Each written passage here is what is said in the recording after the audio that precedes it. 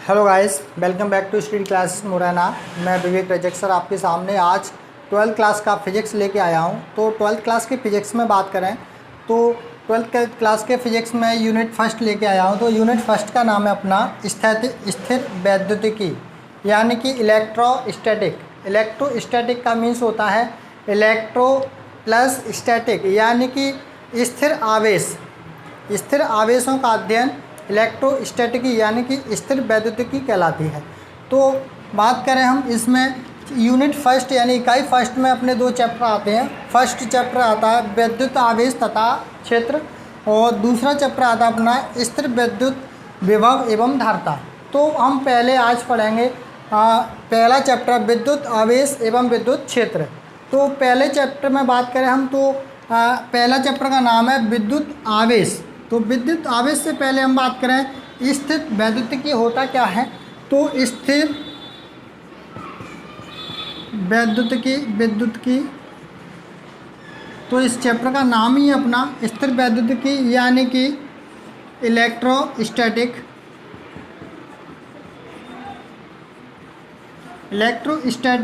इसका मीन्स यानी कि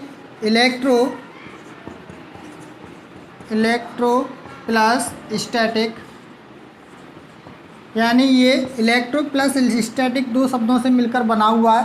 मतलब स्थिर आवेशों का अध्ययन अपना क्या कहलाता है, इलेक्ट्रोस्टैटिक्स कहलाता है। तो अब बात करते हैं हम सबसे पहले विद्युत स्थिर वैद्युतिकी की बात हो रही है। तो सबसे पहले हम बात करें विद्युत क्या होता है। तो विद्युत के बारे में हम पढ़ें सबसे पहले विद्युत क्या होता है। तो विद्युत क्या होता है, तो विद्युत के बारे में हम पढ़ सकते हैं। तो विद्युत को हम एक ऊर्जा का रूप दे सकते हैं, ऊर्जा का नाम ले सकते हैं। तो जैसे हमने विद्युत को हम ऊर्जा का नाम ले सकते हैं, ऊर्जा मान सकते हैं हम, क्या विद्युत को हम ऊर्जा मान सकते हैं। तो अब इसको कैसे इसका आविष्कार हुआ, कैसे पता चला कि ये विद्युत कैसे पता चला, विद्युत होती क्या है, वोल्टेज यानी इलेक्ट्रिसिटी। तो सबसे पहले हम बात करें एग्जाम्पल के लिए, मैं आपको एक एग्जाम्पल लेता हूं। अमेरिका के जो अपने एक वैज्ञानिक थे, साइंटिस्ट थे, जिनका नाम था अपना बेंजामिन फ्रैंकलिन।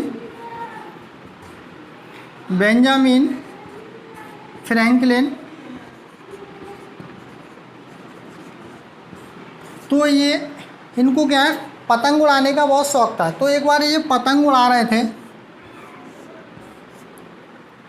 तो एक बार क्या ये पतंग उड़ा रहे थे, पतंग उड़ाने का इनको बहुत शौक था। तो पतंग उड़ाते उड़ाते आपको पता है कि अमेरिका में क्या है, पतंग का एक कंपटीशन होता है पतंग उड़ाने का। तो एक बार ये पतंग उड़ा रहे थे, उस टाइम पे क्या है कि मौसम का एकदम चेंजिंग हो गया। तो एक अचानक मौसम में क्या है परिवर्तन हुआ। तो पतंग उड़ा रहे थे तो एकदम आसमान में एक प्रकाश सा निकला, जिसको हम प्रकाश के नाम से जानते हैं। लेकिन वो प्रकाश नहीं था, वो क्या था, अपनी एक विद्युत थी, यानी कि एक विद्युत बिजली बोलते हैं जिसको हम, कि बिजली आसमान में कड़क गई। यानी कि विद्युत का वहाँ से ही पता चला कि वो पतंग जब उड़ा रहे थे तो उनके हाथ में वो धागा था ना, तो उस पर उसका थोड़ा सा उस पर प्रभाव पड़ा, उनके धागे पर थोड़ा सा उनको ऐसा लगा कि उसको कुछ महफिल हुआ था। तो इससे पता चला कि एक जो विद्युत होती है वो ऊर्जा का एक रूप होता है। आई बात समझ में। तो यहाँ से इनको पता चला कि विद्युत ऊर्जा, अब पता चला है कि इसमें क्या विद्युत ऊर्जा में हमें ऊर्जा को पढ़ेंगे तो ऊर्जा कैसे मिलकर बनती है। यानी तो आइए अब हम पढ़ते हैं स्थिर वैद्युतिकी की परिभाषा यानी डेफिनेशन की बात करते हैं हम। तो स्थिर वैद्युतिकी होता क्या है। तो विज्ञान की वह शाखा जिसके अंतर्गत स्थिर यानी कि स्थिर आवेशों का अध्ययन किया जाता है। स्थिर आवेश यानी कि जो कि एक जगह स्थिर रहते हैं, चलायमान नहीं होते। तो स्थिर आवेशों का जो अध्ययन किया जाता है वह स्थिर वैद्युतिकी कहलाती है। आई बात समझ में। तो जैसे मैंने कोई एग्जांपल लिया, उदाहरण के लिए मैंने कोई एग्जांपल लिया, जब किसी आवेशित छड़ है, कोई भी आवेशित छड़ है, उसको हम अगर किसी कागज़ के टुकड़ों के पास ले जाते हैं तो वो क्या, उसके जो कागज़ के छोटे छोटे टुकड़े हैं वो उससे चिपक जाते हैं, और अनावेशित छड़ से नहीं चिपकते। तो इसका कारण ये है कि उसमें कुछ आवेश होते हैं, तो वो अपनी ओर उसको आवेशित छड़ है वो टुकड़ों को अपनी ओर आकर्षित करती है, और जो विपरीत जो एक जैसे उसमें आगे आवेश होते हैं उसको उसका विरोध कर देती है, यानी उसको प्रतिकर्षित कर देती है। तो एक एग्जाम्पल लेते हैं हम, जब किसी आवेशित छड़ को कागज के टुकड़ों के पास ले जाया जाता है, तब कागज के छोटे छोटे टुकड़े उस छड़ से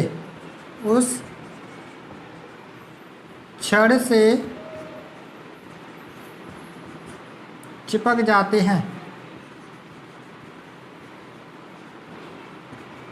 उस छड़ से चिपक जाते हैं। तो और अनावेशित जो छड़ होती है उससे नहीं, जबकि अनावेशित छड़ से नहीं चिपकते। यानी कि जो आवेशित छड़ है उसी से चिपकेंगे कागज़ के जो टुकड़े हैं, और जो अनावेशित है उससे नहीं। हम लोगों को एक और एग्जांपल ले सकते हैं हम लोग, जो हम बचपन में हम लोगों ने देखा होगा, आप लोगों ने भी देखा होगा कि हम छोटे थे तो हम लोग पेंसिल को, जो अपनी डॉट पेन होती थी, उसको हम ऐसे कागज़ अपने बालों में लगाते और धरती पर कुछ भी टुकड़े लेते तो वो अपनी ओर आकर्षित हो जाते थे, इसकी छड़ की ओर। और जो भी टुकड़े आवेशित होते तो इस पर दो प्रकार के आवेश होते थे, एक धनात्मक आवेश, एक ऋणात्मक। इसको धनावेश और ऋणावेश बोलते हैं। तो आवेश दो प्रकार के। तो हम बात करते हैं आवेश की। तो वैद्युत आवेश धनात्मक होता है और ऋणात्मक होता है। तो ऋणात्मक आवेश और धनात्मक आवेश कब आ जाता है, कैसे होता है? तो धनात्मक आवेश यानी धनावेश यानी पॉजिटिव चार्ज, और ये ऋणात्मक यानी माइनस यानी कि नेगेटिव चार्ज। तो पॉजिटिव चार्ज यानी धनावेश कब आ जाता है? तो धनावेश, आप लोगों को एक एग्जांपल देता हूँ मैं, कि जब कांच की जो छड़ होती है उसको जब रेशम से आपस में रगड़ा जाता है, रेशम के साथ रगड़ा जाता है, तो उसमें जो कांच की छड़ से जो इलेक्ट्रॉन है वो रेशम पर चले जाते हैं, और रेशम पर जो चले गए इलेक्ट्रॉन, जिसके कारण कि कांच की छड़ पर इलेक्ट्रॉनों की कमी आ गई, तो उस पर धनात्मक आवेश आ गए, धन आवेश आ गए। और रेशम पर जब इलेक्ट्रॉन निकल कर गए थे कांच की जो छड़ होती है उससे, तो उस पर क्या आ गए, उस पर पॉजिटिव चार्ज की जगह नेगेटिव चार्ज आ गया, क्योंकि वहाँ पर इलेक्ट्रॉनों की अधिकता हो गई। तो कहने का मतलब धनात्मक आवेश, धन आवेश कब होता है? जब किसी वस्तु पर इलेक्ट्रॉनों की कमी हो जाए, तो वहाँ पर क्या होता है, धनावेश होता है। और जब किसी वस्तु पर इलेक्ट्रॉनों की अधिकता आ जाए, अधिकता मतलब वृद्धि हो जाए, तो कमी को क्या कहते हैं? कमी को धनावेश और वृद्धि को ऋणावेश कहते हैं। यानी इलेक्ट्रॉनों की कमी को धनावेश और इलेक्ट्रॉनों की वृद्धि को हम ऋणावेश कहते हैं। तो आइए जो आवेशों का जो उत्पत्तिकरण होता है वो कैसे होता है, तो ये देखते हैं हम लोग। तो जैसे मैंने एग्जांपल लिया, ये दो कोई धातु मान लो, कोई भी धातु है, दो मैंने धातु ले ली, ठीक है। तो इसमें ये नाभिक होता है जिसको हम केंद्र बोलते हैं, नाभिक बोलते हैं। हाँ, ऐसे ही इसमें भी एक नाभिक होगा। तो आप लोगों को पता है इलेक्ट्रॉन होता है वो नाभिक की जो अपनी जो वो होती है कक्षा, जिसको हम बोलते हैं ऑर्बिट, उसकी बाहरी कक्षा में मतलब घूमता रहता है। और इसमें केंद्र में क्या क्या होते हैं, अपने प्रोटॉन होता है और अपना न्यूट्रॉन होता है। तो प्रोटॉन पर अपना प्लस आवेश होता है और इलेक्ट्रॉन पर अपना ऋणावेश होता है, लेकिन न्यूट्रॉन पर कोई आवेश नहीं होता, इसीलिए इसको उदासीन आवेश कहते हैं, उदासीन तत्व कहा जाता है। तो इस पर लेकिन इतना ध्यान रखना, जितने इलेक्ट्रॉन होंगे उतने ही प्रोटॉन होते हैं किसी भी धातु पर। तो जैसे मैंने एग्जांपल लिया, इससे जब इन दोनों को जब मैंने आपस में रगड़ाया, यानी कि इन दोनों को जब एक दूसरे के साथ मैंने क्रिया की, तो यहाँ से इलेक्ट्रॉन यहाँ पर चले गए दूसरे धातु पर, तो इस पर इलेक्ट्रॉनों की कमी हुई। जैसे मैंने एग्जांपल लिया Na यानी सोडियम, तो सोडियम में अपने 11 क्या होते हैं अपने, इसका जो परमाणु भार होता है वो अपना कितना होता है, 11 होता है परमाणु क्रमांक। तो यहाँ से बात करें तो इसका अगर मैं अष्टक नियम को अगर फॉलो करूँ तो यहाँ पर 2 8 और 1, 8 और 1, तो यहाँ से बात करें तो 2 8 और 1, तो यहाँ पर ये इसका अष्टक नियम कहता है, क्या कहता है कि इस पे इसका 8 बनना चाहिए, जो लास्ट में है ना 8 होने चाहिए इलेक्ट्रॉन, लेकिन यहाँ पर कितना है 1 है। तो यहाँ पर या तो 1 माइनस हो जाए या 7 प्लस हो जाए, तो यहाँ पर कमी हो जाए, आसानी से अपना एक इलेक्ट्रॉन को ये त्याग सकता है। तो एक इलेक्ट्रॉन अगर इधर चला जाए तो इस पर कोई भी दूसरा, इसको मैंने Cl मान, जैसे मैं अब दूसरे वाला जो धातु है अपनी, इसको मैं क्लोरीन मान लेता हूँ। तो क्लोरीन का जो इलेक्ट्रॉनिक विन्यास होता है, यानी कि इसमें क्लोरीन में इलेक्ट्रॉन और प्रोटॉन की संख्या होती है वो 17 होती है, 17। तो इसका अगर मैं इलेक्ट्रॉन विन्यास यानी जो अष्टक नियम लागू करूँ तो बात करें इसको हम कैसे पूरा करेंगे, तो यहाँ से मैं इसको कैसे 2 8 और 7, तो ये इसका तो यहाँ से पता चला कि लास्ट की कक्षा में कितने 7 इलेक्ट्रॉन है। तो यहाँ से ये 7 से आगे का नहीं, क्यों, तो 7 से पहले अगर एक को ग्रहण कर ले तो 1 को प्लस कर ले तो ये इसमें 8 हो जाएंगे, अष्टक नियम पूरा हो जाएगा।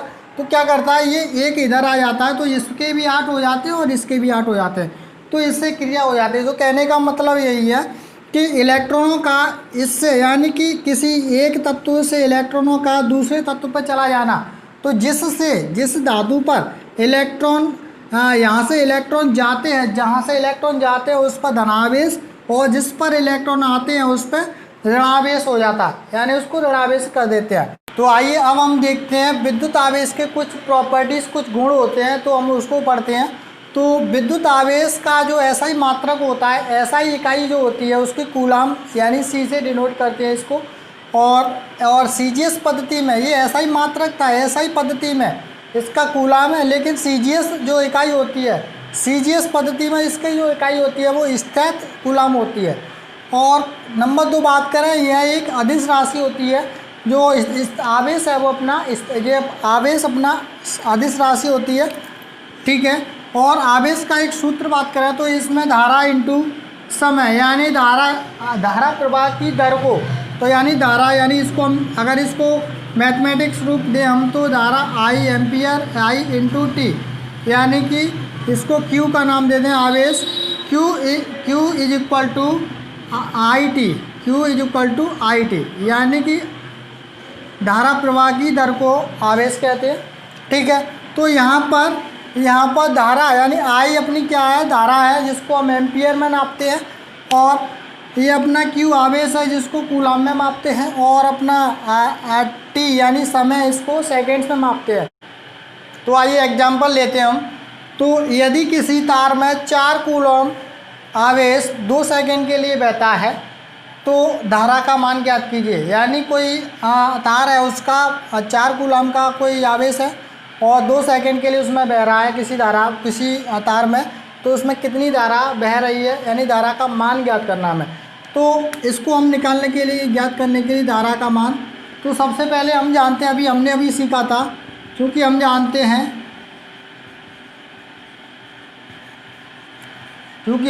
हैं आवेश Q is equal to I T, यानी कि धारा इनटू समय। अभी पढ़ा था हमने, यानी कि Q is equal to I T, तो ये हमने अभी पढ़ा था।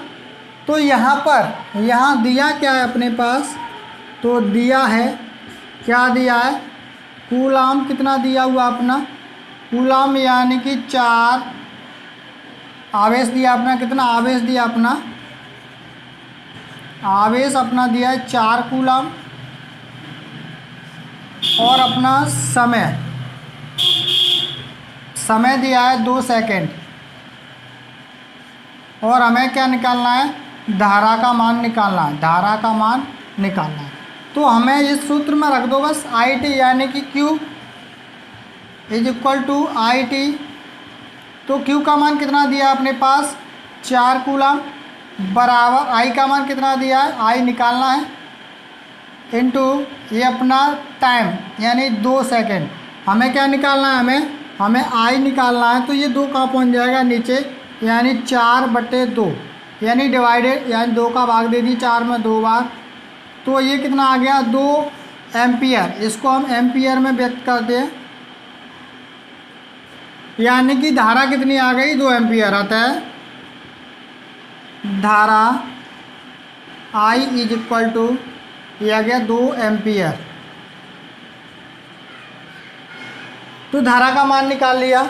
तो आज के लिए इतना ही काफ़ी, और आई होप आप लोगों को अच्छा लगा हो वीडियो। तो मेरा चैनल है हिस्ट्री क्लासेस मोरैना, उसको चैनल को सब्सक्राइब कीजिए। Thank you.